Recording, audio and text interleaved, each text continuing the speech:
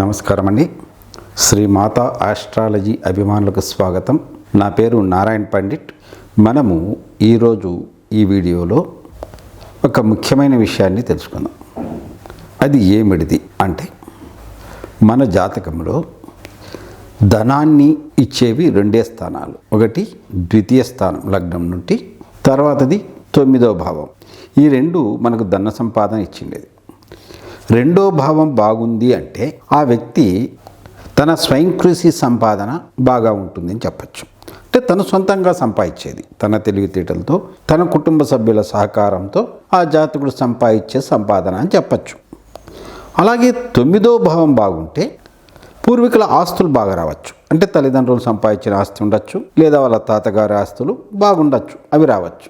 కొంతమందికి 2వ స్థానం పాడైపోయి 9వ స్థానం మాత్రమే బాగుంటుంది. అప్పుడు ఏమవుతుంది, ఆ వ్యక్తి ఏమీ చేయలేడు, తన సంపాదన ఏముండదు.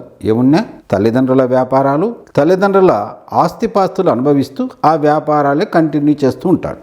అలా కాకోకుండా 9వ స్థానం పాడై 2వ స్థానం బాగుంది అనుకోండి, అప్పుడు ఆ జాతకునికి పూర్వీకుల ఆస్తులు ఏవి రావు, తల్లిదండ్రులు ఏమి మిగిలిచిండరు. జాతకుడు స్వయం కృషితో కష్టపడి తన తెలివితేటలతో, తన శక్తి సామర్థ్యాలతో ధనం సంపాదించుకుంటాడు.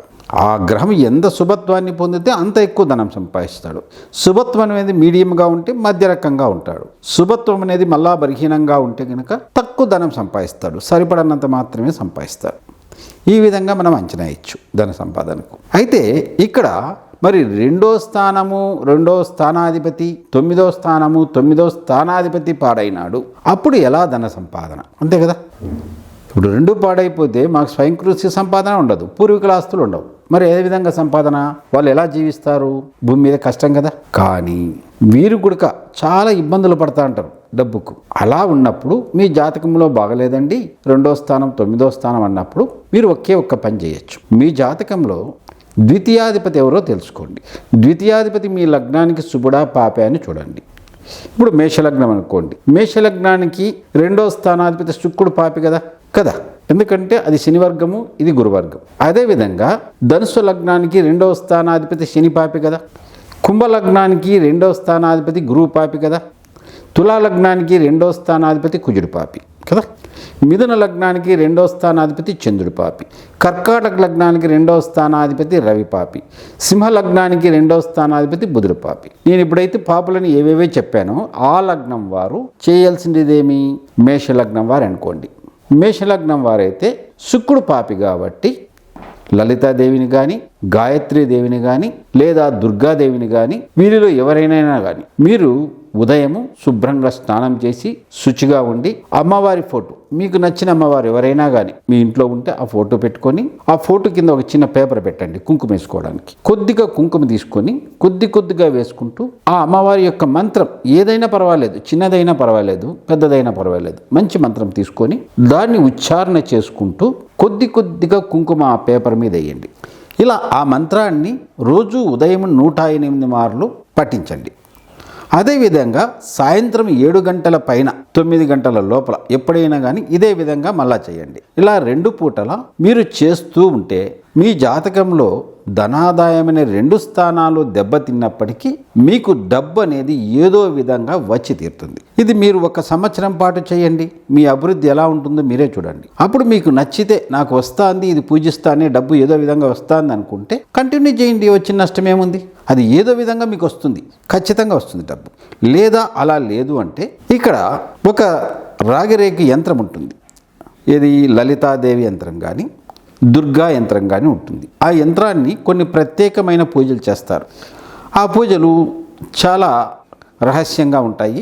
ఆ పూజలు చేసి దానికి ప్రాణప్రతిష్ఠ చేస్తారు. ఒకవేళ అటువంటి యంత్రాన్ని పూజిస్తామంటే మమ్మల్ని సంప్రదించవచ్చు మీరు, లేకోకుంటే మీరు అమ్మవారి ఫోటోకైనా చేసుకోవచ్చు. ఆ యంత్రానికి ఇలా కుంకుమ ఉదయం లేచి కుంకుమతో అర్చన చేసుకుంటూ 108 మార్లు జపం చేస్తూ నైవేద్యం ఏదో ఒకటి పెట్టండి. తాంబూలంలో ఒక బెల్లం ముక్క పెట్టిన పర్వాలే, ఖర్జూరం ముక్క పెట్టిన పర్వాలే, ఇలాచీ పెట్టిన పర్వాలే, లేదా కాజు పెట్టిన పర్వాలే. ఇలా చేసుకుంటే ధనాదాయం వస్తుంది.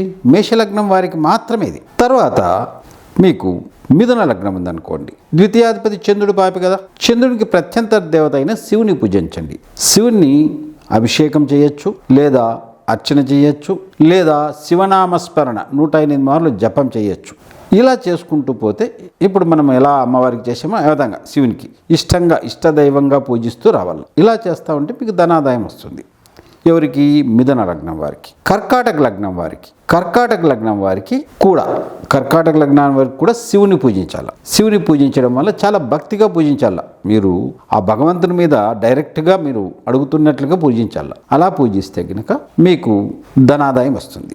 ఈ కర్కాటక లగ్నానికి కానీ లేదా మిథున లగ్నానికి 2వ స్థానాధిపతులు పాప అవుతారు కదా, వీరు ఆ విధంగా శివున్నైనా పూజించవచ్చు. లేదా ఆ లగ్నానికి పాపులైన 2 గ్రహాలకు మనం శివుని పూజిస్తాం కదా, ఆ శివుని బదులు విష్ణువునైనా పూజించవచ్చు మీరు. ఒకవేళ కొంతమందికి విష్ణువు ప్రీతికాత్రం అనుకోండి, విష్ణువుని పూజించండి, పర్వాలేదు. ఇలా ఏ విధంగా చేసుకున్నా మనకు ధనాయం వస్తుంది.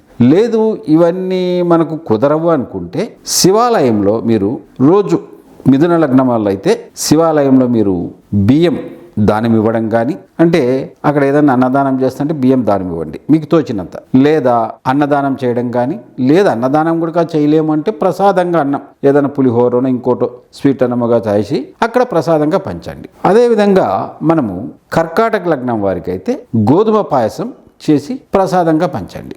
ఇలా చేయడం వల్ల ఖచ్చితంగా మీకు ధనాదాయం వస్తుంది. ఇంకా సింహలగ్నం వారికి 2వ స్థానాధిపతి బుధుడు పాపి కదా, వీరు వినాయకుడిని పూజించిన ఏదో ఒక మంత్రంతో 108 మార్లు పూజించి అభిషేకం చేసుకున్నా లేదా మంత్రోచ్చారణ చేసినా ఇలా చేస్తున్నా కూడా మీకు ధనాదాయం అనేది బాగా వస్తుంది, ఎక్సలెంట్గా వస్తుంది. ఇది మీరు 1 ఇయర్ చేసి చూడండి, చాలా ఎక్సలెంట్గా బాగా పనిచేస్తుంది. మీ 2 స్థానాలు దెబ్బతింటే, 2వ స్థానము 9వ స్థానం దెబ్బతింటే. అదేవిధంగా తులా లగ్నం అనుకోండి, 2వ స్థానాధిపతి కుజుడు పాపి కదా, వీరు సుబ్రహ్మణ్య స్వామిని బాగా ఆరాధించండి, మంచి ధనాదాయం వస్తుంది. ఇక ధనుసు లగ్నం వారికి 2వ స్థానాధిపతి శని పాపి కదా, వీరు కూడా శివుని పూజించాలి.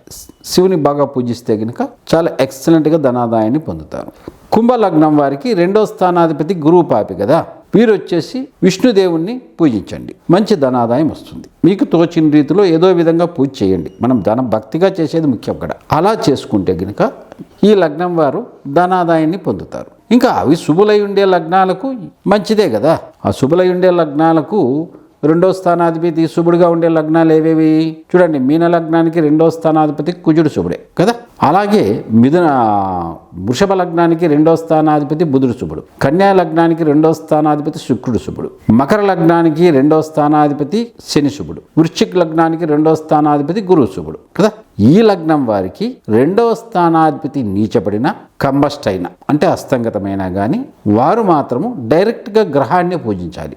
అంటే ఇక్కడ కంబస్ట్ అయినా నీచపడ్డ ఇక్కడ ఏమైతుంది, మీన లగ్నం వారు కుజగ్రహ మంత్రాన్ని కుజ యంత్రం తీసుకొని ఆ యంత్రానికి ప్రాణప్రతిష్ఠ చేయించి ఆ యంత్రాన్ని ఒక రాగి గిన్నెలో కానీ, చిన్న అంతెత్తు గిన్నెలో కానీ, లేదా వెండి గిన్నెలో కానీ, ఇత్తడి గిన్నెలో కానీ ఏదో ఒకటి తీసుకొని, స్టీలు ఇనుము ఇవ్వద్దు, అలాంటివి తీసుకొని వాటిలో ఈ యంత్రం పెట్టేసి కొద్దిగా పాలు వేసుకుంటూ కుజ మంత్రాన్ని జపం చేయాలి 108 మార్లు. పాలు అయిపోతే కొద్దిగా నీళ్ళు వేయండి. అక్కడ మీరు మామూలుగా ధూపదీపాలు పెట్టేసేసి తాంబూలంలో ఏదో ఒకటి పెట్టచ్చు మీరు, లేదా పండ్లు పెట్టచ్చు నైవేద్యంగా. అలా పెడుతూ మీరు రోజు పూజ చేస్తే ఆ యంత్రాన్ని పూజ అయిపోతాన్ని హారతి ఇచ్చేసేసి ఆ నీళ్లు బయట ఎక్కడైనా చెట్టల్లో పడవేసి ఆ యంత్రాన్ని భద్రంగా ఒక రూమ్లో కానీ ఒక అల్మారాలో కానీ పెట్టుకోండి. మళ్ళీ మరుసటి రోజు శుభ్రంగా తుడిసి క్లీన్ చేసి మళ్ళీ ఆ యంత్రాన్ని అదే విధంగా పూజ చేయండి. ఇలా చేస్తూ ఉండండి. మీకు 1 ఇయర్ చేస్తూ ఉంటేనే అభివృద్ధి కనపడుతుంది, కొద్దిగా కనపడుతుంది. మనకు అది కనపడినట్లుగా ఉంటుంది. ఒక 6 నెలలు పోతే దాంట్లో రిజల్ట్ అనేది ఎంత బాగా వచ్చిందని మీకు అర్థమవుతుంది. అలా చేసుకోవచ్చు. ఎవరు ఇది చేయాల్సినది? మీన లగ్నం వారు, అంటే శుభుడైనా కానీ నీచపడ్డ హస్తంగతమైన. అదేవిధంగా వృషభ లగ్నం వారికి 2వ స్థానాధిపతి బుధుడు శుభుడే. ఈ బుధుడు నీచపడ్డ హస్తంగతమైన బుధ గ్రహానికి డైరెక్ట్ పూజ చేయాలి.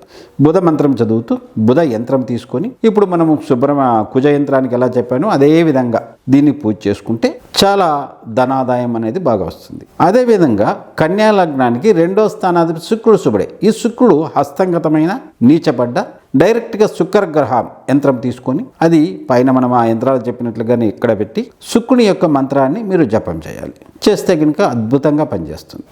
అదేవిధంగా వృశ్చిక లగ్నానికి 2వ స్థానాధిపతి గురువు అస్తంగతమైన నీచపడ్డ గురుగ్రహం యొక్క యంత్రం తీసుకొని పైన చెప్పిన విధంగానే మనం ఇంతకుముందు కుజగ్రహానికి ఎలా చెప్పామో ఆ విధంగానే చేసి ఆ మంత్రాన్ని చదువుతూ పూజ చేయండి.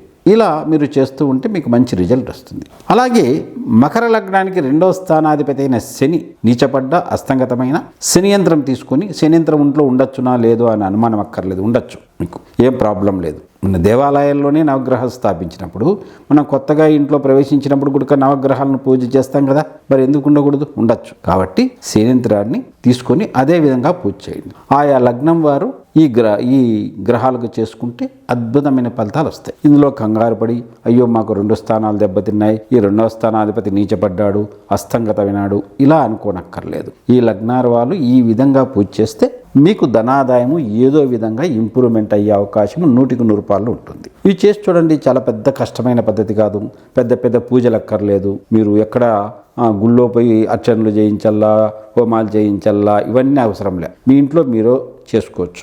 ఇంకా మీరు సంకల్పం చెప్పుకుంటే ఇంకా బాగుంటుంది. మీకు సంకల్పం చెప్పే పద్ధతి నా వీడియోలో ఉంది, మీరు చూస్తే కనుక శ్రీమాత ఆస్ట్రాలజీ రెమెడీస్ తెలుగు అని కొడితే వస్తాయి. దాంట్లో మీరు సంకల్పం వీడియో తీసుకొని చూడండి, దాని ప్రకారం రాసుకోండి ఎలా చెప్పాలో. లేదా సంకల్పం చెప్పే పుస్తకాలు కూడా దొరుకుతాయి, అవి తీసుకొని ఆ సంకల్పం చెప్పి మరీ మీరు పూజ చేస్తే అద్భుతంగా ఉంటుంది, మీకు చాలా బాగా పనిచేస్తుంది.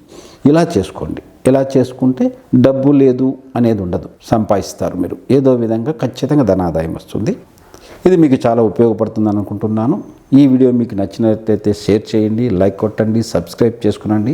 మీలో ఎవరైనా ఆన్లైన్ ద్వారా జ్యోతిష్యం నేర్చుకోవాలని ఉన్నా, మీ జాతక పరిశీలన కోసం కానీ మమ్మల్ని సంప్రదించవచ్చు. నమస్తే.